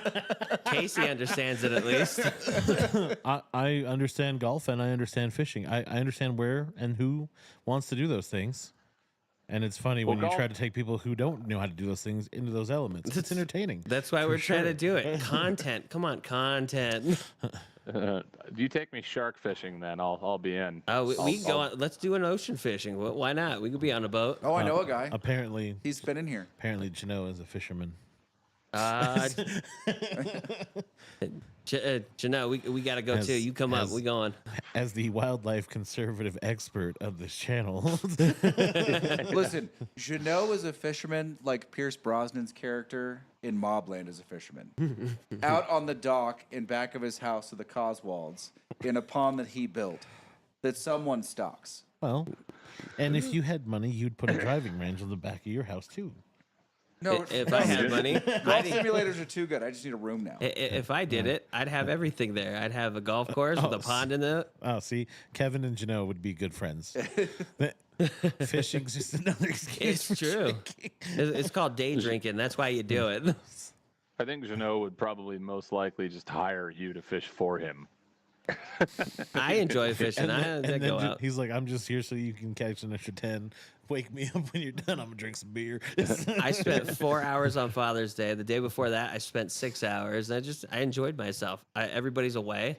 It's a time where I'm on the water, and I feel good. I'm not thinking about anything else other than fishing. My brain actually just calms down. I have that for me. It's golf. Yeah, that's golf. That's Also not- mountain biking. That's not entirely true. I've seen Also you get hiking. angry at that extremely. I get angry, I get angry on my own at anything. Let's be you honest. you don't get angry losing a fish. I get a little you don't get agitated, but I angry go for it when again. you're fighting one, and then all of a sudden the line snaps, and you're like, "Oh, you dirty motherfucker!" No, I get angry when it's a big ass fish that breaks my rod, like that first one I hit that hit my rod and snapped it in half. See, there you go. I'm so mad about that. But yeah, but it's still contained to the actual sport. You know. Hey, Jeannot, gin question. What do you think about bastardizing a Hugo Spritz with gin? I think it could be quite good. No, it's worth a try. It hasn't been done yet. Where does one get this Hugo Spritz? Just make it. What is a Hugo Spritz? Saint Germain and Prosecco and something else. Oh, is it good? People like it. Okay. It's probably the best-selling spritz in Europe right now. I think it is outpacing the Aperol spritz. I was about to say They're a little is it sweet for me. I need to Aperol? cut them with something. Oh, Because Prosecco is sweet on his own, and then like whether you're talking about Aperol or Saint Germain or any of the like new sort of aperitifs, there's a lot of sugar. oh. So just add a little Kool-Aid. Little club soda, a little Kool-Aid. Bam, Spritz. I still think the greatest drink that Lane ever. disapproving look. Jeannot says yes. See, Chino agrees. Not to the Kool-Aid, you twit. Hey, he might agree to that too. How You do don't know. Maybe he was talking about. He's like, the Kool-Aid's a good idea. I still think that the Lane's greatest creation, that was the Master Blaster. I was telling someone about that. It was When all right. Chuck- Are you guys ready for this? He This said- is what it was. Gin can only improve things. Truth. Lies. It was a liquid cocaine shot made in the slow way, so it was way too potent. Okay. Dropped into, like it was a blaster, it was a bomb, so dropped into Red Bull. Yeah. But in the Red Bull, I floated a shot of Grand Marnier. Okay. I Yeah, watched. also it wasn't a shot glass. It it was was a broth 4-ounce glass. It was a 4-ounce pour Oh God. in the shot, so it was a Yeah. solid like 6 ounces of alcohol. Yeah. yeah. So And you drop it into a pint glass. it just kill it. This kid, it was his 21st birthday. He was drinking a Heineken. I felt bad. He was an employee at the bar that I worked at, and he's like, "What's that birthday shot people have been talking about?" Because I poured it for some people in the bar, and I was like, "Do you want one?" He's like, "Yeah," and he drank it. Like I made it up. He drops it. He kills it appropriately. Doesn't like miss any of it. Puts it down, and he's like, "It's really kind of warm." He goes, "It's like there's still 151 in it, I think." He goes, God. He goes, "I can feel it like climbing up." And as the feeling got to his mouth, he started slurring his words. I actually watched a person in real time go from sober to drunk. Yeah, so we were at Marty's with that, and we're sitting there, right? And Chuck Liddell came in, and it was his birthday, right? And so I'm like, fuck it, dude. I'm going to order him the Master Blaster, but I'm going to rename it. So Chuck comes up, and we knew each other because I was shooting in his gym and that. And he's like kind of drunk already. And I was like, let me get you a drink for your birthday. And he's like, all right, man. All right, cool. And he's got his little chihuahua. And so I get it for him. And then I had one myself, and I take the fucking drink, and he slams it down, and he puts it on the table, and he looks at me, and he puts his arm around the back of my neck, and he looks at me, and he's like, Jesus, you know nobody likes you, right? He was like, what the fuck is that called? And I was like, it's called a rear naked choke. I figured I'd give you something you've never been in before. And then he just laughed and then disappeared into the night. Lane, didn't you also do a Guinness with a shot of vanilla vodka alcoholic yeah. milkshake? Oh, Awesome. no, but that wasn't a blaster. Like, it was a half shot. We would just take a shot of vanilla vodka and pour it into the bottom of the glass before we poured the Guinness. It was really quite good. Oh, Yeah, yeah. man. I mean, I'll give it a shot. Didn't we do that sounds at pretty Doc's tasty. Karaoke? Doc's Karaoke Bar and Grill was where we used to do that. I did that at Bill's, if I'm being honest. Oh, Ooh, shit. that's a good minute. Bills. Yeah. Fucking Bills. I made a miss lot those of money hot off. dog and beers. Dude, I still try to explain to people, Bill's is the best money I've ever made as a bartender. Like on a, Well, yeah, you were killing it. it was nightclub money, but it was nightclub money every Well, night. They were also shit. bringing up Chino girls too, so Yeah, we still had the pool tables and the jukebox. We had the $2.50 hot dog and a Rolling Rock special, which to this day I don't understand, but whatever. I get it. And for then sure. we felt terrible because at some point we raised the price to $3.50. Chaos. Dude, I remember at my fattest, I would go there on my lunch break, and I would order 4 of the specials. And you would play that fucking, what was that hunting game? Oh yeah, the big what was it? Bug Hunter. Big Buck hunter. Big buck hunter. Yeah, I loved that game. I would just sit there and I would eat 4 hot dogs, drink 4 Rolling Rocks, and then I'd go back to work. Dude, I Dude, I can't was tell so you fat. how. So, like, when I worked at Bill's, you worked the overnight, right? Because that's where all the money was. Yeah. And you were there just long enough for the guys that were working, like, the 8 a.m. shift at the casinos to show up. And they would show up at a slot machine, have their, like, Coors Light and Jaeger or Coors Light and whatever they were shooting. They'd go through, like, 3 of them. And then they'd all take a shot of fucking Rumplemints, the bartender's toothbrush, and then go to work. Yep. Oh God. The bartender's toothbrush. Oh God. Oh, Rumplemans. Just they'd swish it around in there too, like fucking Listerine. Oh yeah, Wonderful. no joke. Bartender's toothbrush. Wow. Yeah, Holden used to do that because he was always working up at Caesars as a bartender on the morning shift. Kevin, the man with the government-issued alcoholic drinking problem, is like, they did what now? Yeah. I just didn't go in. He's like, I've just been drinking Listerine this whole time. You mean there's an alcohol I could be doing it with? What is this Rumplemints you I speak must of? get this. That's what my thought was. I'm like, what is Rumplemints? I'm willing to try it. Why not? It's like it's 100 proof cinnamon schnapps or peppermint schnapps. Peppermint Oh, schnapps. I don't care for peppermint, so I guess we're good. I don't Yeah, think they did Well, either. but it literally makes your breath smell totally fresh. Yeah, as it if was you just got out of it the was shower. an efficacy thing, not an enjoyment thing. Fair enough. Oh yeah, the unless- look on everybody's face that would drink that shit, dude. Every time they'd be like, "Oh, That- God, okay, Rumplemints, give me a Rumplemints." And he'd be like, "Yep, I know." That one Dude. guy you met should have done that. I've had bartenders at the ski resorts come up and they're like, "We need to have Rumplemints," and I immediately know why they want Rumplemints, and it's not for the Because customers. it's for hot chocolate. Like, oh, you're telling me I need to keep an eye on you. Hot chocolate and Rumplemints. That's a thing. You I know- mean, they cornered the market there, man. That's for sure. They figured that shit out. So do you keep an eye on your bartenders just for that? No, it's so where I'm at. Don't think it's an issue. No, Other I meant issues. Past bar areas. Oh yeah. I had one at the last job at North Star. I had a supervisor show up and he's like, "What we really need to carry is Rumplemints," and I immediately go, "Oh, I did not know that about you." Oh, you need the devil's toothpaste, do you? I wonder Devil's why. Why do you need that? Yeah. That's one of those things where you can just see right through a window into this whole person's soul. You're like, oh, you're yeah. a drunk. I understand. Like, yeah, that must have sold a hell of a lot back in those days, dude. I Oh yeah, mean, it was I everyone's remember, last shot of the morning before they went over and reported to whatever their job was. Now now that I know that, I can keep an eye out for it. yeah. I mean, if that's the you can use first it thing at they're work. looking for, if the request came in like the first 3 days, like, oh, okay. That's what this is. Yeah. A Rumplemints. Fuck, I forgot about that shit, dude. It's like Rumpelstiltskin. Fucker just comes up on you. Dude, to Little this leopard. day, you could be on the other side of the bar pouring Goldschlager and I can smell it. Goldschlager. Ugh. Yay. Goldschlager. You know, Ugh. if you drain out the gold flake in Goldschlager, it's enough to buy another bottle of Goldschlager. Really? Yeah. Turns out there's just enough gold that you could get it out, melt it down into like a little tiny bar. It's enough to get you enough money to buy another bottle of Goldschlager. I feel like it's maybe back in the day that was like that. I don't know about now. Just saw a guy do it 6 months ago. Oh damn. Oh yeah. Really? What do they just have a back stock of shitty gold flake that they haven't run out of yet?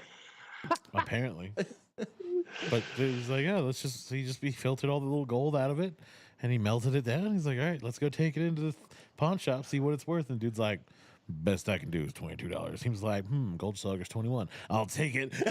So I made $1 on it. So you have just enough Goldschlager perpetual yeah. returns on This alcohol. might be the closest we've ever come to perpetual motion. Yep. You just had to spend the Perpetual time. alcoholic motion. And you're like, all right, just filter out this Rumpelmanzer. I mean, if you really got a problem, that's the way to do it. Yes. Goldschlager used to be the car bar drink of choice for my buddies. They're like, yeah, we got some Goldschlager in the car, and I'm like, I'm good. I'm not that. Yeah, desperate." nah. I don't need to do that. I can wait for the first stop. Yeah, I'm good. I'll get my What own. was the one that I'm trying to remember all the worst ones that I used to drink when I was younger? Fucking Fireball. That was a fucking night. That shit was Fireball. I've awful. finally tried that recently, actually. Fireball. I'm surprised you guys Listen, haven't added it. Casey is a Fireball aficionado. I know, that's why he had me try I'm it, telling because there was you, some you know, there. Look, Fireball, cranberry juice, delicious. Really? Delicious. That just sounds like called- fucking it's really. called- That sounds like a really It's bad called- Thanksgiving no, to me. It's called Dragon's Blood. You trying to get your kid's baby from stop crying? Like, what's happening here? No, it's just delicious. That's why Casey drinks it, so he stops With a crying. little bit of Fireball, rub it on the teeth. A little bit. Just sounds like what my uncle Dwayne would drink for Thanksgiving. Why do you think they make those little airplane bottles? That's not for people.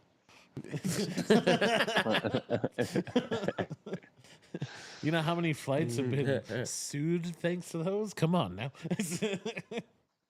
I wonder if you could get enough flakes out of an airplane bottle of Goldschlager to buy another airplane bottle of Goldschlager. I would not expect so. No. I feel like it's It overpriced. probably transfers out the same, 100%.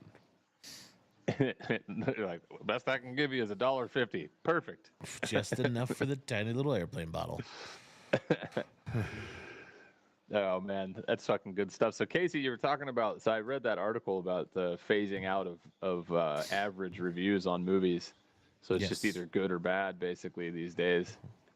Well, so So- according to the article, right, it was to prevent review bombing, No, that was the previous. right? They didn't say that's what this is for. But I They feel- gave no rationale for this whatsoever. Because it doesn't make sense, right? Take remarkably average They- out of the equation, and you're left with it was either shit or it was good, right? That's dumb. Yeah. That's retarded. Because nothing is really that bad, and nothing's really like, oh, that was so good, it's No, I mean, Oscar worthy. Some things are really that bad, though. Well, Well, yeah. that's I mean, fine, I but was just gonna say, have you there- ever seen League of Extraordinary Gentlemen? I think Remarkably that's, average. That's average right there. I don't know that is. Maybe that's why they did it. But at this point, the companies that make these movies. All right, I have two things to say here. First, I don't understand the intent. Like, I'm not sure that their intent is that malicious. Maybe it is, and it's just I don't think it's effective. But the companies that make these movies, one, are buying or botting so many reviews at this point that it doesn't really matter. I mean, you don't really know what reviews are honest anymore. No, because you And- read some of them and you're like, did we watch the same movie? I tend Or- to go with. I tend to look it up online on YouTube. That's the best way to get an Well, but idea. even the YouTube guys can't use regular language because their whole point is views, right? Right. It's like news for money. It's the exact same thing. You never know really what you're looking at. Now, some of it really is that bad, Star Wars, Yes. but not all of it, right? They have to make it hyperbolic to get views. The other side of this, though, is when you've got companies spending $500 million on a movie, what did you think they were going to do? They're going to cheat that review system every way they can to try and get it hooked on the first weekend. Yeah. Because after the first weekend, like whatever they make in the first weekend, the next weekend is going to drop precipitously regardless. Right. Unless you made the Titanic. right, because the longer the or movie's in theater- Shrek. Yeah. Shrek was fucking crazy, and Pirates of the Caribbean. Pirates of the Caribbean Yeah. was Oh, epic. there's- It went from like it just like kept making money for months on end. Avatar. Yeah, I mean, there are movies that play by different rules, but there are very few of them. Right. Generally speaking, you're going to see a 40 to 45% drop from weekend one to weekend two. So if you push weekend one up, maybe you get less of a drop. What did you think they were going to do? It seems really silly to me that like the metric is because right now, right, there's two. It's Metacritic and Rotten Tomatoes. Yeah. Those are the two that you like instantaneously go to be like, okay, what is this movie doing? Right? But at this point, I really think it's just Metacritic. And honestly, now it is. It is Even Metacritic. before this decision that Rotten Tomatoes makes, right? Because they've been tweaking their algorithms so much to try and protect the movie companies that you're not getting an honest review of the films. No, because what? Now, especially now, like Disney will be like, "Oh, it's got a 98 on Rotten Tomatoes," and you're like, For what? Well, how often do you? Here's the thing with review bombing, though, right? Like whether it's, and it probably works both ways, but mostly it's negative. Yeah. But how often do you have a movie that's review bombed, if it's review bombed, and then you go see it and you're like, no, that was actually really good. It feels like more now. Really? Yeah, there's It feels like remember our joke in here is that if the review writing on Rotten Tomato is in the 20s, it's probably in the 80s for the everyone else. critics, though, not for the audience. Yeah, that's what I mean. Like the critic review is like in the toilet. Yeah. But everyone who goes and sees it is like, this movie was great. What No, are you but I talking mean, like, about? when they review bombed whatever it was, Rise of Skywalker, I think, into the like 15.5%. Yes. Like the second worst reviewed movie of all time. You didn't go watch that and you're like, no, they were wrong. That was actually good. You're like, yeah, that was pretty much trash. You were like, this one seems factually accurate. Yeah. 100%. You're like, oh, this was garbage. Thank you for being honest. I mean, long gone are the days of Ebert Roper telling you what they thought about a movie. Like every Saturday, you waited for the report of like, okay, we need to know how good we did. Let's wait for these two guys to come out and tell us. Well, I think Ebert and Roper, who I found kind of bland, however, they were like the news of the 80s and 90s. They were mostly just trying to create a factually accurate presentation of whatever they were talking about, right? Yep. Now everyone thinks their opinion is more important than whatever the content is. Right. Yeah, I mean, ironically, now that you brought up news, what's funny to me is I was looking back and I was watching fucking MTV News, and it's weird because it's like almost the only objective news source. It's like remember that it used to have that top of the hour every hour they'd have the news, and it was actually like real news, and I was like, what the fuck happened to all that? I would never have imagined that MTV was going to be the more honest TMZ. Of the day. Oh yeah. I mean, all the news channels. CNN used to be the gold standard for news. Yeah. Does anybody even watch it anymore? No. Not really. No. I mean, you can watch CNN, but it's garbage. Yeah. I think most people just watch podcasts now. My dad doesn't even have TV. He only has YouTube, and all he watches is podcasts. He's 81. Well, and I'm fine with that too. But then the problem on that change too is when now you get the sponsored people. Yeah. Right. Like even for movies, like all of a sudden you're like, oh, so you were sponsored to watch the movie, and now you're telling us your sponsored idea of the movie, and you're like, this movie's fucking hot garbage. Just come out and say it. But when you put so much emphasis on this, and then all of a sudden, like 4 or 5 TV shows now have been canceled, and the first thing someone says is like, I don't understand why this TV show's canceled. It had a 90% review rating on like Rotten Tomatoes, and you're like, wouldn't that mean that people are watching the show? Like, devoid of how much it costs. If someone's watching it, shouldn't you be making it? Yeah, I mean, I think there was a point where reviews had some link to viewership. Right, because we used to do because they were somewhat reliable. But that's long gone. Was it with the what was that shit called? The viewership rating. Like they used to make jokes like it was on your TV and it was just paying attention to whether or not you were watching it. Nielsen? The Nielsen rating? Yeah. Like that's gone, right? Do they That's still care there. about that? It's still there. They've changed it quite a bit. Because they've had to adjust for streaming, right? Yeah. So, but again, like if you're Amazon, because like Amazon canceled that Kevin Bacon TV show, The Bondsman. Well, you also don't need to, for streaming services, you don't need a rating service. No. Because it's not like broadcast TV where you have no idea how many TVs are actually tuned to that, right? Right. Now, and even with digital boxes on TV, you know exactly how many people watch. With streaming, you know exactly how many people watch. You should and know for the how numbers. long. So, but like Amazon, they have all the money in the world. So Yeah. it can't be a money thing. I don't imagine Kevin Bacon was necessarily most expensive for this show. Well, it's always a money thing. Well, I get that, but that just seems really silly. Like you focused so much, you told everyone how good it was, and then all of a sudden it's like it's got a 90 rating, and you cancel it after one season. Well, but really? okay, but it's not about viewership for streaming. Think of it like a casino. They're looking at a show relative to subscription lift. Like casinos look at concerts and food and beverage and events relative to gaming lift. So you're making a show to stream, not to make a show to stream, but to get your viewership. You want me to buy Amazon Prime? It's only partially to maintain your current subscribers. There's also a massive component that measures whether or not it's picking up new subscribers for your service. And if it's not, I mean, if you have your entire service watching it, but you got no subscribers off of it, then you don't care. what is its value to Amazon? They look at it like they're already getting the money from the people that are watching it. I got you. Well, that's dumb. Yeah.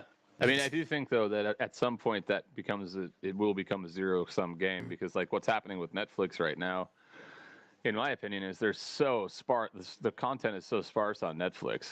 Like there's fucking nothing on there anymore. It's like really, it's pretty sad. At some point, I think streaming is going to become like any other business that's national or global, right? Any other genre of businesses, they will separate out.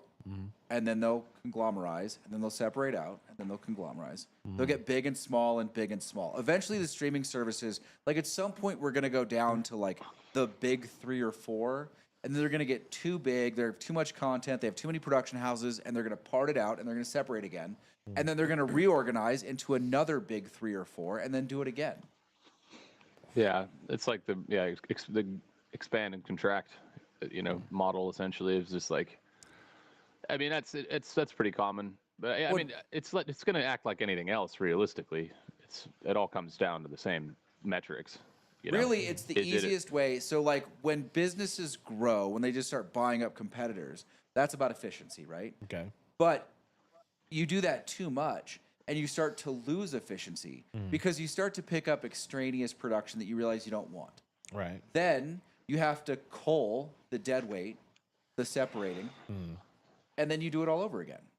Because companies are always trying to grow, especially corporations who have to answer to quarterly reports. Right. Like when you're answering to revenue growth every 3 months. Yeah. And if you're not producing, then you're going to cut the fat. Yeah. Which I think is. I mean, I expect that to happen to Vail at some point. Well, but I mean, I guess that's part of the problem with, like, the media currently, right? Like, if you're not producing. Like, you can make really good content, but if it's not doing what you corporately want it to do, you're going to get rid of it, and you're just going to keep sticking to the hot garbage. Yeah. Because the hot garbage is what draws people in. I guess that must be like what happened to that. What was that the show that was actually really good? The one that with Jeff Goldblum, where it's like if the world had just stuck with Greek mythology. If Greek mythology, it's like modern day world with Greek mythology instead of Christianity. It's really interesting show, and it was really good, but it was only one season, and they just dropped it. Yeah, and I'm guessing that's I don't know why. Did you guys ever watch that or? No, I never. What's it on? Netflix. Oh, I don't have. I don't. I dropped Netflix. Yeah, I only watch Netflix for Drive to Survive. for it what? just wasn't like, I'd have 3 or 4 different random content tabs open. And Netflix was the last one I went to, and usually it was the one I went to before I closed down the computer, went and did something else because I couldn't find anything. Yeah, there's really not much on there anymore, but they did have one. They had a pretty good show, and it was really good concept. It was very well scripted, very well written, acted, and directed, and cinematography was amazing. But yeah, for the first, it was supposed to have 6 seasons or something, and then they just fucking shit canned it. Well, it's like it seemed HBO was trying to do the big streaming conglomerate service, and they finally just dumped a bunch of stuff and went back to being HBO. Yeah, they are going now back to HBO Max.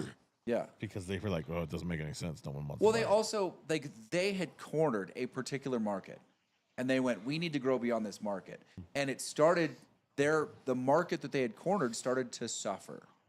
Like they do boutique TV really well. Yep. Also, but I mean. Listen, right now the sleeper in the streaming world is Apple. They're doing. I don't like everything they're doing, but they're doing even the stuff I don't like is good stuff for someone else. They really are putting out some quality shit. Yeah, and you're like, oh, that's on Apple. What the fuck? I mean, meanwhile, services like Amazon are just bastardizing pre-existing IP, getting smoked over it, and then dumping it, and they can't figure out why they're failing. Oh yeah, that one. I mean, if Amazon had to exist solely on streaming and not on the shopping platform, they would get smoked in the world of streaming. They would have gone bankrupt 10 years ago. They would be. Yeah, I mean, I think Briscoe basically he's my streaming metrics guy because he's got his kid and his Filipino wife, and then he's got his dad, so they all like different shit. And he swears by what is it? The one that's not Amazon, but the one that's like it's got all the shit. It's like Peacock. It used to be Peacock or something like that. I don't know. It's one of those, but it's got like tons and tons and tons of older. Like that's the thing that Netflix doesn't have anymore either. Is like I went on there and they. Well, no, because everyone They pulled had, their licenses. Yeah. Yeah. I mean, it's shitty because I was like, they had High Plains Drifter, and I was stoked. I was like, oh, sweet. They probably have more Westerns.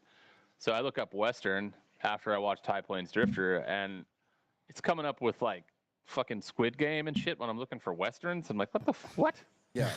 Like, Well, like, that- how the, you know, like, That's they're like the other part of that is the UI is just so clunky Yeah. on a lot of these now, and you're like, what? Dude, Who well, designed so bad. this? what was the one that Hell on Wheels was on forever? AMC Plus? The worst UI Hot ever. garbage. Oh my god, that was like I would rather pull teeth than have to deal with that fucking user interface. know, it was so stupid. The other one that was terrible forever, and I don't know because I haven't had it in ages, Star streaming service. They had good content, but the service itself was junk. I thought Hulu was like that on the Roku devices, because the Roku devices, when you were going through it, just trying to navigate through it was a pain in the ass, and you couldn't find anything on the Roku setup. honestly, the Hulu one was a lot worse. It's gotten a little bit better. They are one of the only ones that actually does have an A to Z sorting mechanism, which is kind of nice. So you can actually go through A through Z on your list, but it's so clunky and it's annoying. Yeah, I hated using dude, it. Netflix on PlayStation is a fucking nightmare. Oh, I It bet. is so fucking bad. It's just like you can't find anything, dude. It's impossible to find anything. And yeah. Well, they got all the streaming TVs, so that's why Well, they work better on that. Well, honestly, like I really do appreciate the Fire Stick interface. Like I like that they have made it so that you could link pretty much all the ones you have they streamline pretty easy. in the one, and then you click on it and you're like, where is this? And it'll tell you. It's like, hey, you can get it from us if you don't have any of these, or it's like it's on Paramount, it's on Hulu, Dude. and then you can just click the button and it takes you to it. It's like, thank you. This should be where everyone should be at. The one that needs to get absorbed by a tech savvy company is Outside. Oh, dude, the Outside app is stupid. It's terrible. But they've got a ton of really good content. Content's great. User interface, hot garbage. Yeah. Absolute hot garbage. Cannot be saved. just buy someone needs to buy the media library. Just I dump it think- into well, theirs. Speaking of UX UI, like I mean, I think that in general UI as a whole for almost everything has fucking hit the toilet. Like if you look at Facebook's UI we were running obviously we're doing these events all the time, and dude, it is fucking impossible to promote on Facebook anymore. Even ads, like it took Adele, who's like a computer whiz, it took her like 6 hours to get one ad up because it's just so bad. The user interface is so awful. And then it just doesn't work. There's no return on your investment. There's no ROI for any ads on Facebook because it's just people are buried with ads on Facebook, so they just scroll right by everything. Yep. And there's no real alternative at the moment for an event promoter or event producer aside from Instagram. But Instagram is a different type. You have to be like one of those stupid people that wants to like take tons of selfies and be like, it's just a different world. You know what I mean? Like, and I don't know. But the UI on fucking Facebook these days is so like I'll be scrolling through Facebook and just looking at stuff, and it'll just restart from the top out of nowhere. I'll be like reading somebody's post, and then just nope, we're restarting from the top now. Are you on their website? Are you Yeah. logged in through a browser? Yeah. Yeah, that's your problem. They did that on purpose. They specifically made it worse to try and get people to load the app back onto their phone. Yeah, it's fucking. Dude, it's no joke. bad on the phone too. The only reason I still have Facebook is for Messenger because there's a handful of people through my past. It's the only place I have a connection to them. Yeah. If I didn't want to talk to them on there, I would delete Facebook in a second. It I is only such use it- trash. I only use Yeah. it to the marketplace is the only thing I use on there, really. Yeah. But at this point, you know what they could do? Standalone marketplace app, and you'd be fine. You would never ever need, like, call it fucking whatever their proprietary shit is, now? Well, why they don't is beyond me. Like, why they don't start divesting these products and siloing them off?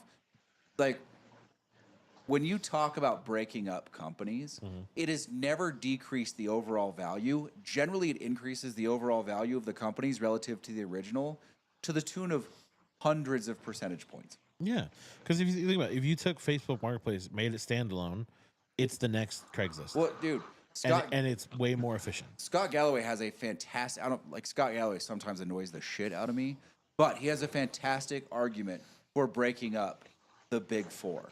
He goes, the Big Four should be 15 companies. They'd be worth 900 times what they're worth now. Really? As 4 companies. Wow. That's impressive. Yeah, that's I mean, really impressive. Yeah, I mean, that's again, all of this stuff like Chrome, for instance, like, unfortunately, I'm so reliant upon it, but the fucking thing just screeches to a halt all the time. It needs to update fucking every, it seems like it needs to update every 10 hours now. Yeah, there are a lot of like, Chrome updates all of a sudden. Yeah. I don't know why. It's horrible. It's fucking horrible, dude. Like, I'll be in the middle of like really important stuff for our SEO company, and it'll just lock up completely. And Adele, she'll have like 150 tabs open because she's web developer, and it'll lock up on her, and then she's like, all of her progress is lost. Yeah. And is she just web, or does she do apps too? She's just web. Okay. Yeah, she only does web. Eugene does apps, but she but does I can't web. talk to Eugene. Yeah, I know. Yeah, you guys are you're kind of like the same person in a lot of ways. Just he's like a Russian version, just a little more abrasive. I tried to open up to Eugene. Like, I tried to show like weakness and ask questions, and he just turned into an arrogant prick. I'm like, no, I'm good. Never mind. Yeah, yeah, that's Eugene. He's Cam. You must do a qigong. It's like he's a strange dude. He knows what he's doing though. But the problem is he is every person that I got him hired to build like a $15,000 website with Adele, and it was just, oh my God, the client was a prick. She was a bitch, dude. This client was one of those clients, dude, where we're like, okay, we need you to send us the layout for the site, through, Adobe or whatever other platform you want to use. So we know what you're looking for. So they send it to us, and we're like, okay, so then we're going to build the website exactly like that. So then we build it exactly like that. And she's like, you know what? Actually, I don't like it at all. And it's like, that's what you sent us. No. Well, you need to change it. Well, no, it's going to cost you more money. Well, no, that shouldn't cost me any more money. Like, you're talking about a complete strip down of a WordPress site that we built from the bones, from scratch, and you want to strip it down and restart, and you don't want to pay any more money? Like, are you fucking mental? And so, of course, Eugene has zero filter at all. And this chick's like this little Australian fucking she's like, fat girl who got a fucking stomach band and tons of liposuction and shit tons of plastic surgery work done. So now she thinks she's real pretty. And Eugene's just like, no, we'll not do this. Not do like this. We don't work like this. It's not how this industry works. Are you stupid? But are you stupid person? And it's just like, she's just like, how dare you? And he's like, how dare you? Why you talk to me like I'm stupid, And just like, he has no filter at all to be able to just like be like, no, we can't do that. And Adele's like on the other end of the line, just trying to be Adele. Like, no, I mean, we can try to fix certain parts of it. And Eugene's like, no, we cannot fix anything for you. I feel like Eugene is one of those people best left off the client call. Oh, absolutely. He needs to be up on his little mountain in Thailand in his little hut that he lives in. Never client forward. That scene in The Office where the guys are like, well, we talk to the engineers. They're like, why can't the client talk to the engineers? Oh, no, the client can't talk to the engineers. We take what the client wants, and then we translate it, and we talk to the engineers. They're like, well, you're fired. Too much of this cowboy hot dog shit. Yeah. Yeah, no, I mean, he definitely is not a forward-facing human being, dude. All right, real quick. Sorry, Cameron. Yeah, go First whiskey, $50 ish, 52. Okay. That's a good Last price for it. whiskey, I think 80, 85. What would you pay for the middle whiskey? Oh, Ooh. I mean, I think it's at a $30-$40 yeah, range. it's 40, 50 maybe. I mean, it's not. The second one doesn't work for me. I think in the group it doesn't work. Yeah, in comparison, like I'd rather have the kosher or even that other one's really good, Gambler's Choice or whatever. Yeah, I mean, I think that I think it's a little bit harsher, obviously, because the proof. It hits. It's proofy, But it hits. it's got a ton of flavor. It's Yep. very viscous. I think it's a good whiskey. I think the price is probably about right on that, especially for the proof. Yeah. And I think it's like an 8-year. It's good whiskey. It's tasty. I would. I mean, it's would an pour 8-year it. MGP at high proof. Like, it's good. I think 40 for the middle one. 40 for the middle one. Yeah, All right, do we want to know what it is? Is that Yeah. is that the mystery one? that's the That's mystery. mystery, whiskey. It's yeah. our mystery. This is what we're doing. It's just a value proposition. All right, let's see. What is it? Come on now. Lane, you were right on that one. Yeah. Not the first one that we were talking about, but the Mastersons. It's Masterson's. Yep, 90 proof. Oh, okay. What's that go for? Dude, that's like $100. Ooh, too Ooh. much. I mean, No, by itself, give it's me- probably really good, but give up against me- other products, Yeah, no. Yeah. give me the Buffalo Trace Yeah, for sure. for $50. I like the Buffalo Trace for 50, and I do like this third one. Yeah, listen, if you can find a high proof 7-year or better MGP rye, you're probably in a good place. Yeah. It's going to cost you because it's not being sold by MGP. So it's going to cost you the middling price. You have to pay for the middleman. It's going to be, $80, $90, $100, but it's good whiskey. Yeah. The Master, Oh. if you're more of a light rye, you want a Canadian rye with a little bit of age on it, that's probably about where you need to be. I just don't think I don't think it's worth what people are paying for it. No. I'd bump it down quite a bit. Yeah, I would. Like if That's- it's $100, I'd bump it down at least half I mean, almost. honestly, I'd probably just. If it's really if that's the proof and the weight you want, 60 maybe. Yeah, Yeah. or just go find a bottle of Caribou. Yeah. Yeah, Which Caribou is would more do it. available now than it's ever been. Yes, Caribou's where it's at. I think over the Masterson, I agree. especially for the price, right? 'Cause Caribou's like 90. I didn't realize the Mastersons was a rye. Caribou's less than that. Oh, is it? It's like Caribou's 70. 65, Oh, yeah. 69.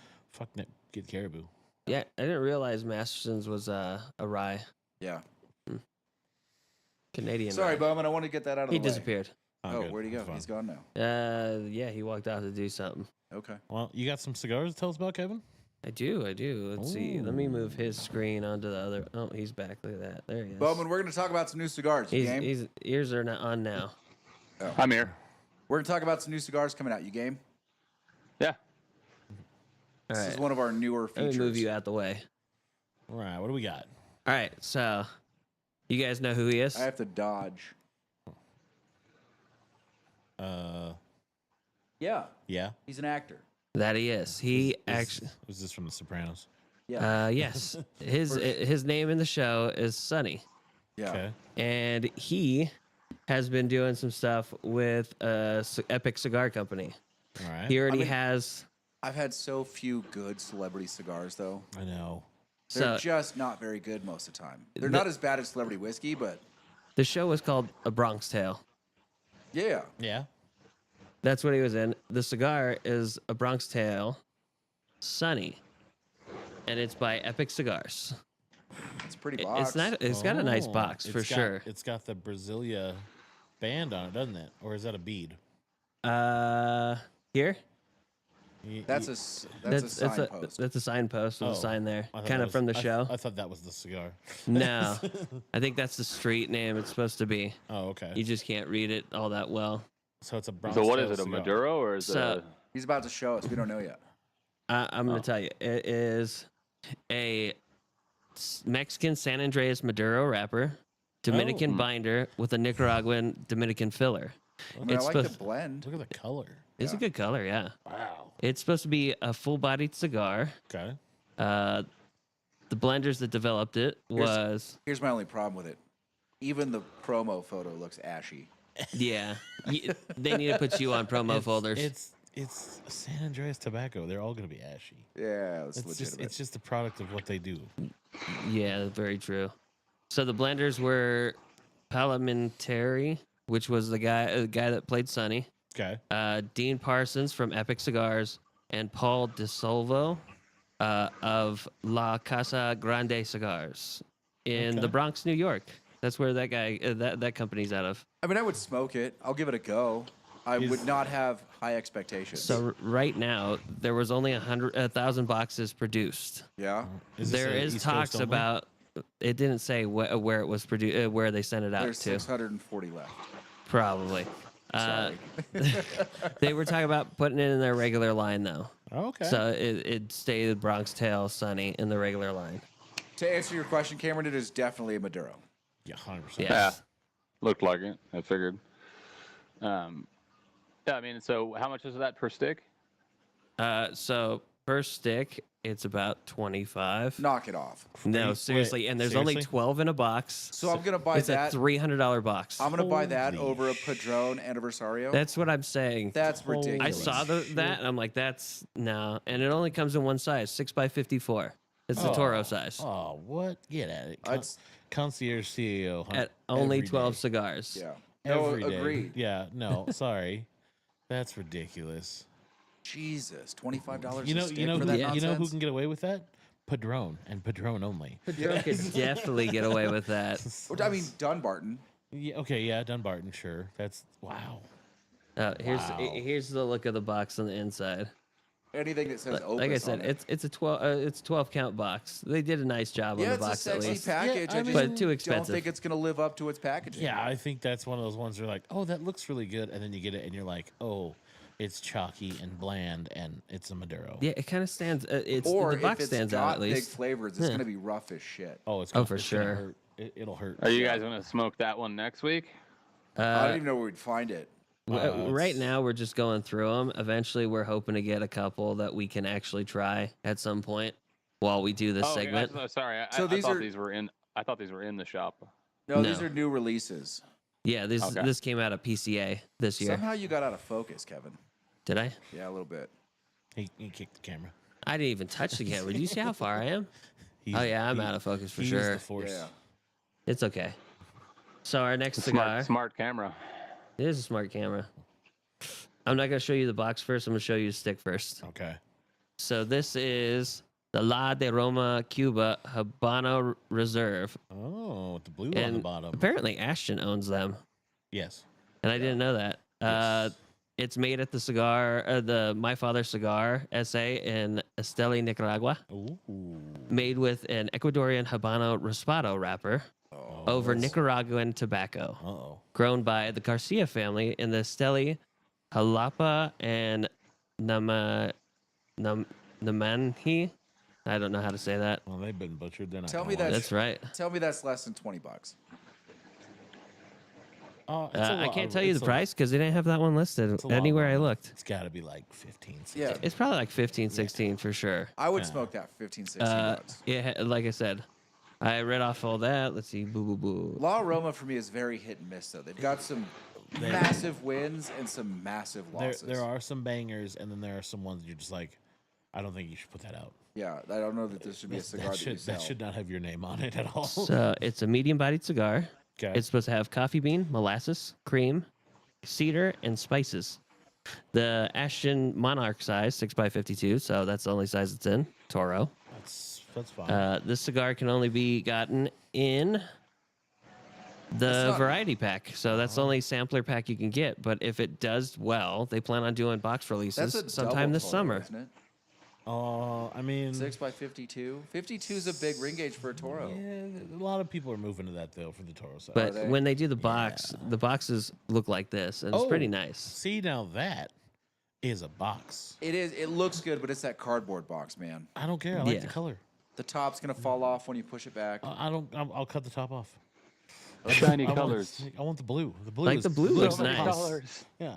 It's that sapphire blue band. I'll take that all day. Have any of you guys ever smoked a cigar on acid? No, No. No. Oh, that would be a funny episode. we're adults. All right, what else do we have in the Th- lineup? those What are else the, is in the? those are the two that I got on here. Okay.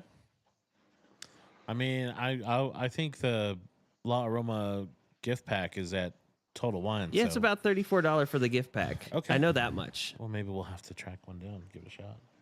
See how it is. So these are new releases. Yeah, Or newer releases. they came out this year, 2025. That La Roma de Cuba came out at the beginning of this month. What's the newest stuff you guys got in the humidor that people can buy? We got that Gurkha in that we tried. It was Yeah, kind of, the 35th. it was okay. 35th new. We Got to the be new- careful with the buy language, Yeah, we the got, B word. we got Yeah. the new Mundial is in. That was good. The new what? Mundial. Mundial. Alec Bradley, Mundial. Alec Bradley. Huh. I think I tried that Okay. one. That was pretty good. It's tasty. I was. Mine burnt a little weird, but most of my cigars do. Yeah, that's just a product of I didn't hate it. I didn't feel like. I mean, it's a 6.5, 7. Yeah, Yeah. It's not exciting. It scores like a C, It's good. But, C minus. oh. Other than that, it's just the standard stuff. It's just the regular stuff that we tend to sell pretty frequently. So what do you guys move the most out of your humidor, really? Dunbarton, Puente, Perdomo. Macanudo. Macanudo, Macanudo goes quick, yeah. and acids. Huh. Yeah, the flavored 'Cause, stuff. You know, People can't get them. Lane can't wait to try it.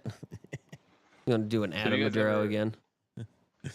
So I'm just looking at some stuff, just interested. So like, what about so these are all new releases you're talking about, right? Yeah. So like, Yeah. what about the Cohiba Spectre? Cohiba is one of those things absolutely that not. Absolutely not. this cigar We- is actually we against have them, standards. Thank you very much. which I'm surprised we put that placard up right by your head. It's because they're part of the company that sent us all those deals. Fair enough. Listen, Cuban Cohibas are amazing. Yes. Not Cuban Cohibas are not amazing. They're just running off the name from when They're a they were marketing in gimmick. Cuba. Yeah, Yeah. traditional Cohiba from Havana, fantastic. If it's What in got the hell 2 or is it? 3 years, You got got to to give it age, yeah. Yeah, it's a lot of like What in butts. what in the hell brand is Crowned Heads? They're like a boutique cigar brand, so it's one of those things got that you one. have to look into more. They've got one that just came out called the Middle Diaz Sublime. Yeah, I haven't got to Was them yet. I the cycle June through to cigar of find the the month. main ones that I think will work out, and then Ah. go from there. Eventually, I'll okay. get I them was on there. Because Cool. I was I was gonna just do the taking a look. Gurkha Fat Boy. Our problem with some of the boutique stuff too, Cameron, is they don't have a distributor, like in the traditional sense of a distributor, or they're not distributing.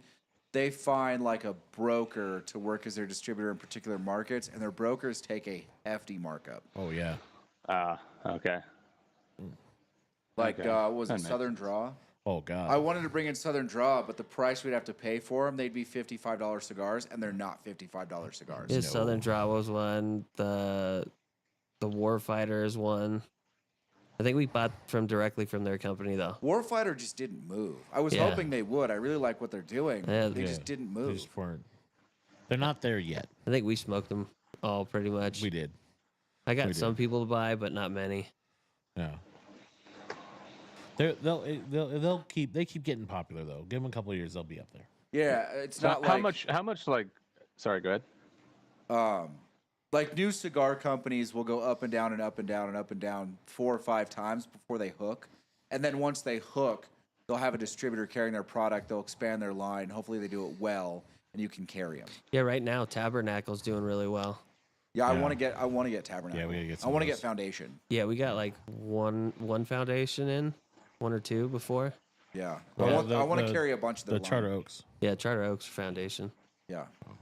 How much do you guys find that you have to like really sell cigars to people as opposed to people come in knowing what they want? Most of the time when people come in and know what they want, like Cohiba, we tend not to carry them. We'll carry them every once in a while, but mainly they don't move. And when they do move, it's just to specific people.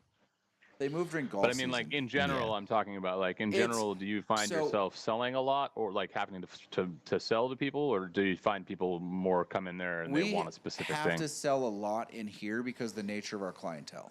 it's a lot of tourists. It's a lot of like once a year, twice a year smokers. They're here for a bachelor party or a golf trip.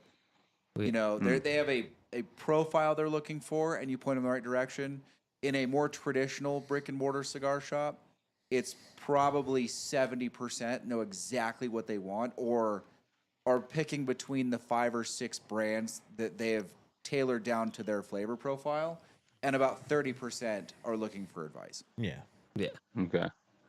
So yours is probably the opposite, about 70% looking for advice, 30% knowing what they want.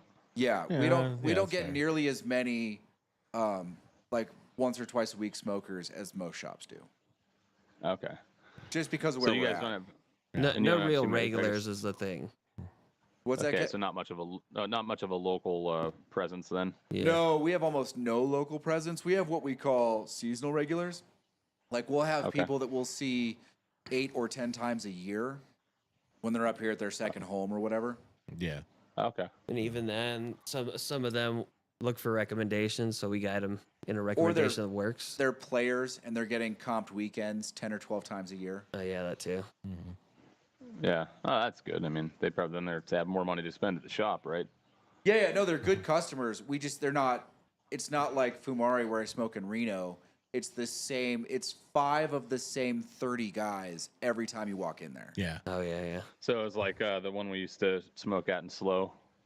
Yeah, that's a more traditional profile, right? It's a sampling of the group that's in there every day. I remember we were like by far the youngest people, and we had such a high level knowledge of cigars. I remember everybody was like, "Whoa, who are these young fucking kids that actually know what they're smoking?" Right? I mean, I was smoking from like 20 years old, smoking cigars every day, man, for 2-3 sticks a day. Every cigar shop I go to.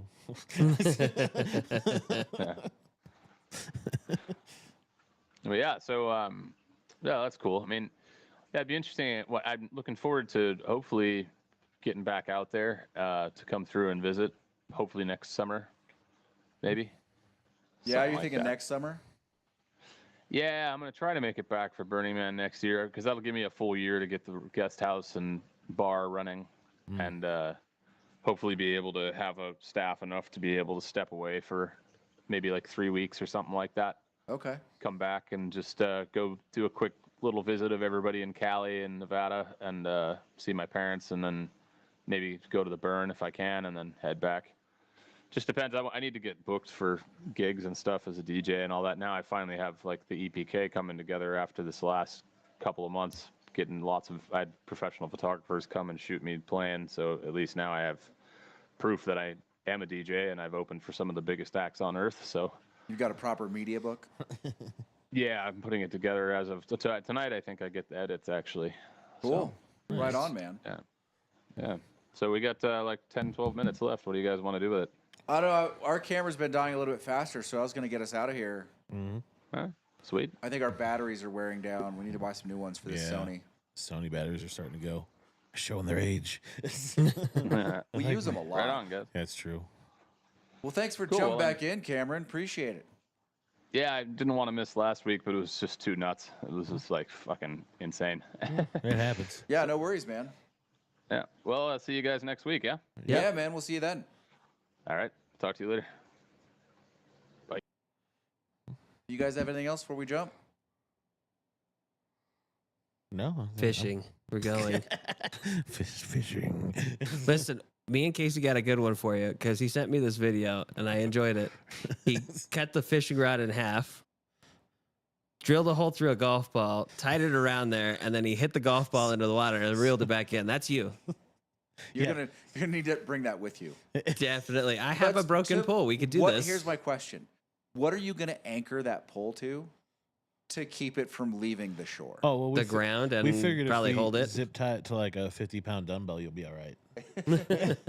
You know, because then think about it. You can practice your golf, get a good pump in, and go fishing. I think if we cover the 3 metrics for you, it would be interesting. I'll tie a lure at the end so you could reel in a fish while you're golfing. Ah, there you go. See, look at that. That'll Genius. just annoy me, so the golf ball will be coming back slower. That'll be hilarious.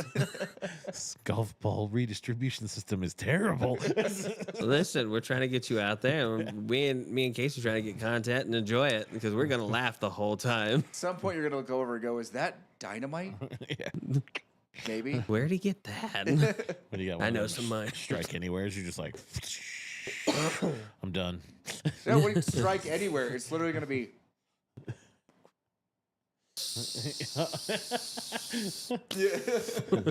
The old Wile E. Coyote approach, huh? No, while ago. It's fine. Didn't they do that on Secondhand Lions? The old man in the boat with the kid. Yeah, they're using dynamite. Yes. Yeah. Yeah. 100%. It's a hell of a way to fish. I mean, it works. You could do the Homer Simpson style. Get the toaster, plug it into a generator, drop it in, zap everything, including yourself. Game warden rolls up. He's like, you know, he can't do that. You're like, do you want to go tell him? You go touch the water. I ain't How doing about you go out there? Is he gonna take those fish? No, probably not. Yeah. it. They've been shocked. They're fine. They're pre-cooked at that point. They're delicacies now. All right. If you made it this far, thanks for watching. We appreciate you. Do the YouTube things. We'll see you next time.